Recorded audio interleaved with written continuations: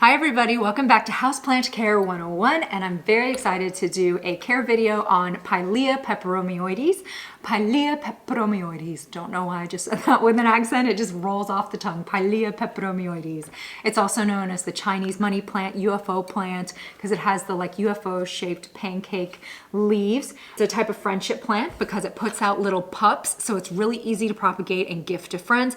It's also non-toxic, so if you have, a little kitty or a dog that likes to munch on the leaves, this is a great option. You wouldn't have to worry about them getting sick. Really, any of the Pilea varieties would be fine. So I just purchased this plant this week from a local plant shop, and I'm really excited about it because I recently moved and I had to kind of dwindle down my almost 300 plant collection. I gifted the one that I had to somebody, and now I was like missing it, so I'm really excited to add it back to my collection. But I'm gonna give this one some TLC because I like to make sure that it has the right kind of soil. I find that's super important. And I also like to put them in clear nursery pots so I can keep an eye on the moisture in the soil, the roots. Once I do this, it's like I don't have to worry about the plant again for at least a couple of years, especially with Pileas, because they have a more of a delicate root system, and it takes a little while for them to get super root bound and need to be repotted again.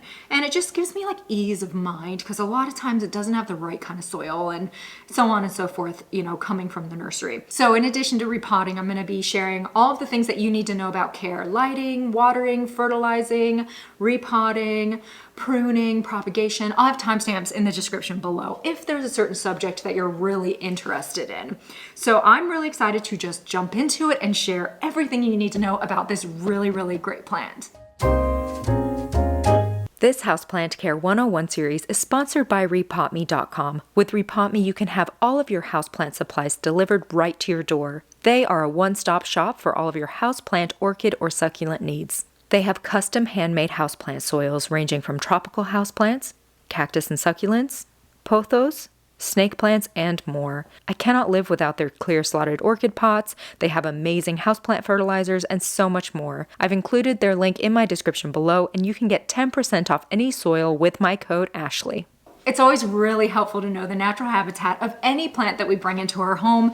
And the Pilea Peperomioides comes from the Yunnan province in China. I apologize if I'm mispronouncing that. These plants actually grow on like rocky slopes and in a low humidity environment. So what does that tell me? That tells me this is going to be a low maintenance plant as it relates to humidity. It's not going to need a lot of humidity like a lot of these tropical plants we bring into our homes that just crisp up the second that they don't have like 80% humidity, which most of us don't have that in our homes. So this one, that's not going to be an issue.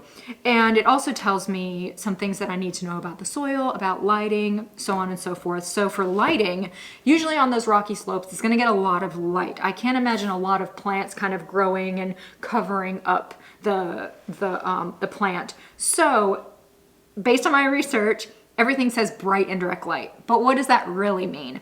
That means a lot of light, and especially morning light. Bright, direct light in the mornings is totally fine for most plants because it's not going to have a super high UV rating that's going to scorch the leaves. But the afternoon light sometimes will, especially if it's in the thick of summer. So what some people will do is if it's near a window and it gets super bright afternoon light, they'll use like a sheer curtain or pull it away from the window a little bit.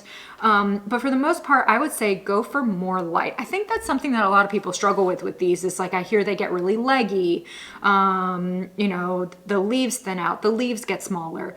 A lot of times that's a lighting issue. So if you don't have a lot of light in your homes or big windows, don't fear, go with a grow light. There are so many great grow lights out there that aren't super expensive, that will get the job done and don't even look like grow lights. These plants will also get like really bald on one side if they're not rotated, or they'll start leaning. They're very prone to that. So if you're wondering what the heck is going on, you need to rotate your plant. So I would just say every once in a while, every couple of weeks, like give your plant a little rotate, and it'll just help like keep it even so that it doesn't have that weird kind of lopsided look to it. And if you do notice that your plant is leggy and doing all of those things, good chance that it's a lighting issue. If your plant also has like the leaves are turning yellow, that could be a lighting issue as well. This is my all-time favorite potting mat in the entire world. I have a cloth one, but it just doesn't prevent the soil from like escaping everywhere like this one does. This is the orchid potting mat from rePotme, and everything I talk about today for the most part will be available from the rePotme website, and I will have real quick the link in my description below to like all of the different products. I'm super proud to be partnered with them. Time to jump into repotting, and then I'll talk about watering and all the other stuff. But as you saw, I had this in this bowl, and that's because I watered this plant a couple days ago knowing I was going to repot it. I always recommend watering your plants a couple days before because it allows those roots to plump up, and when they're plump, they're a lot less likely to tear, rip, versus if they're really dried out. It's so easy to just like rip the root system, and then that plant's gonna focus on repairing those roots rather than putting out new growth. So plants are pretty hardy and can take a lot, but if you can do certain tricks like watering your plant a few days before to prevent those roots from becoming super damaged, why not? So I'm going to probably keep this plant in a pot about this size because it doesn't look super root bound to me.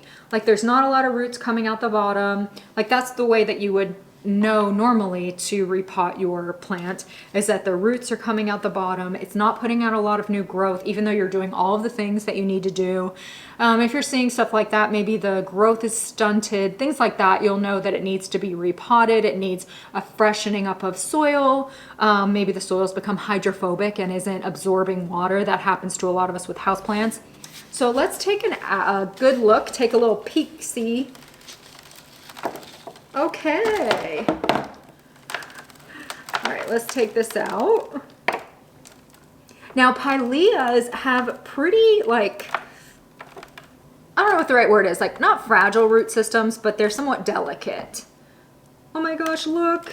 I love the little pups. I don't know if you can see, there's a little baby there.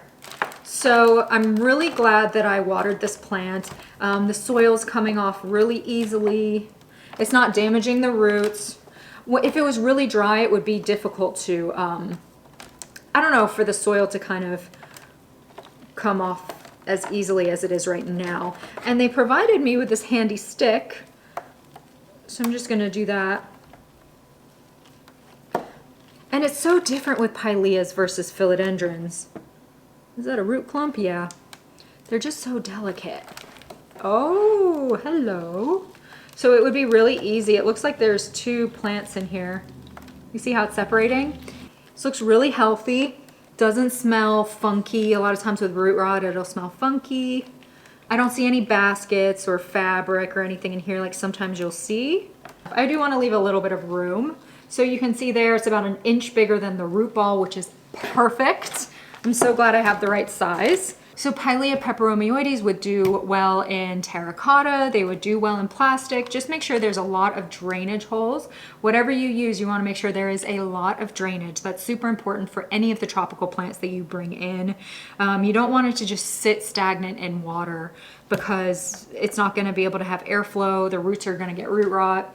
And root rot is the quickest way to really kill any houseplant that you bring into your home. So with soil, it's very easy to make your own custom soil blend. I'd say use about 60% potting mix and then maybe 40% probably perlite, since this plant is used to a lot of like rocky type of soil in its natural habitat, but perlite, pumice. Today I'm using the Houseplant and Tropical Classic Potting Mix from rePotme. It already has all of the perlite and stuff that I would put in there, and to me it's just worth it to have a custom soil blend. I love their tropical houseplant potting mix. It also has like activated charcoal in it.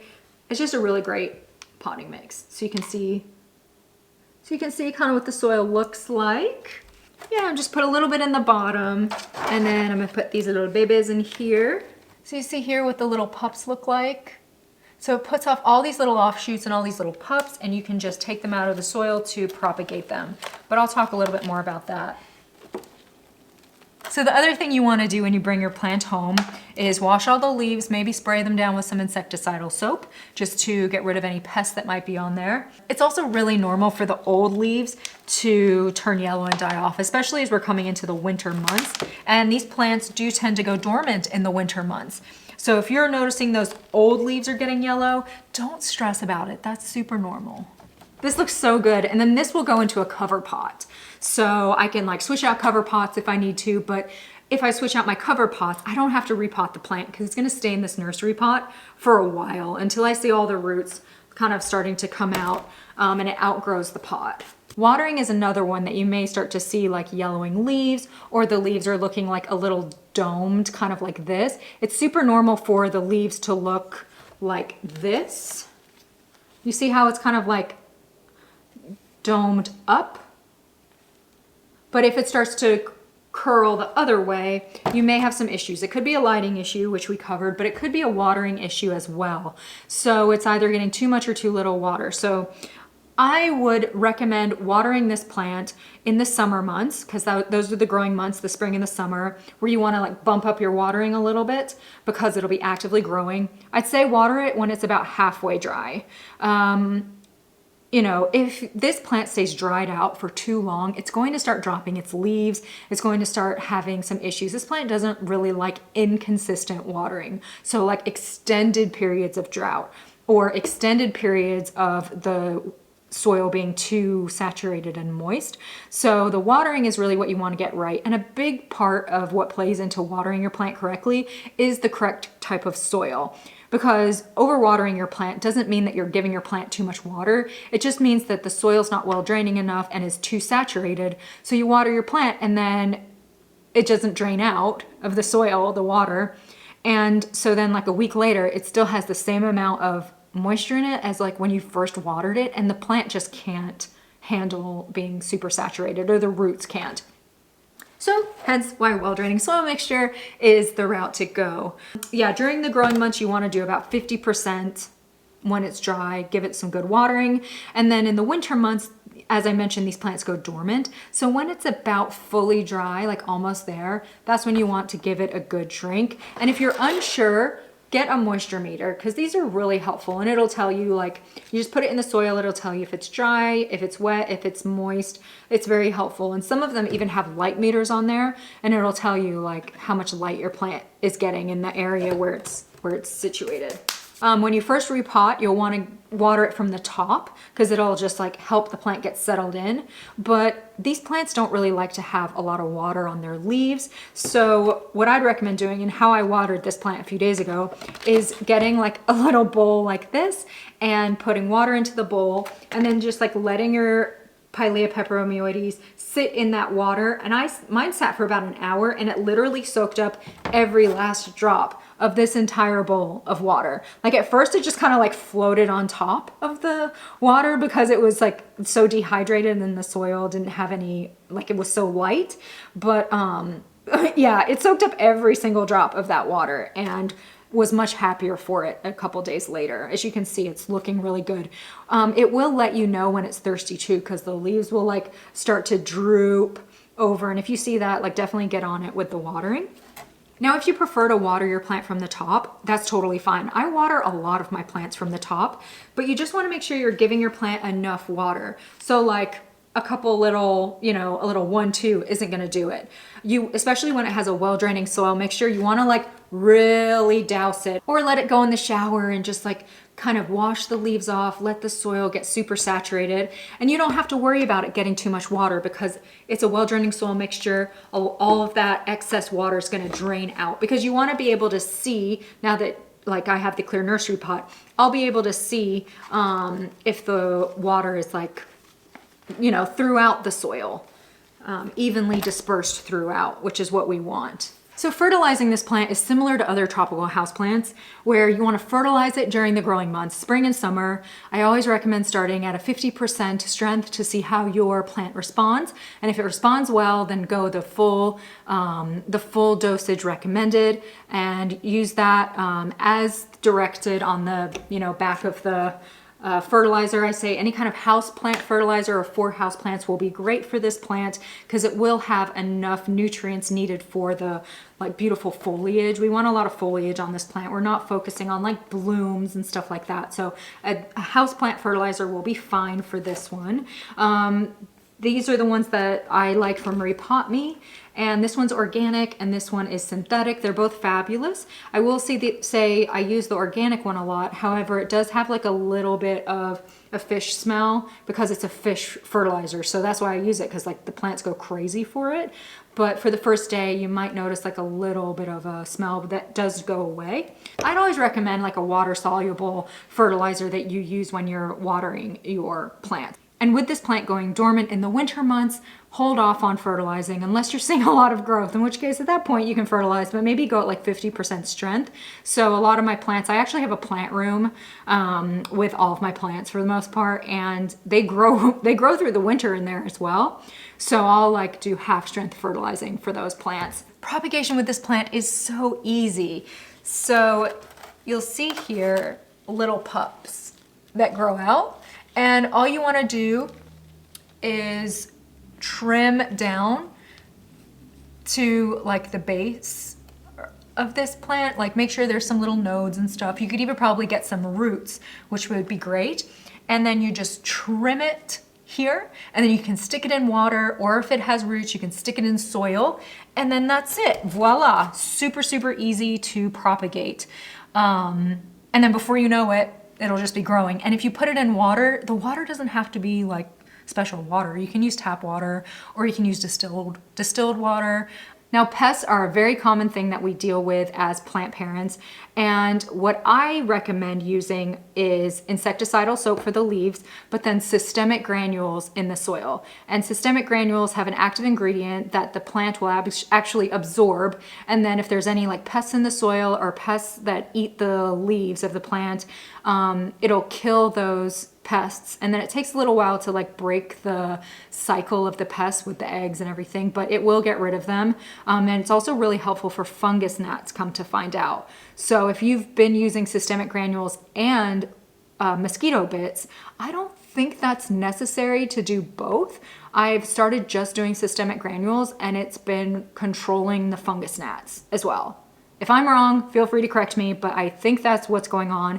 And when I was looking at the systemic granules like information, it does help with fungus gnats. The only thing that the systemic granules doesn't really help with are spider mites.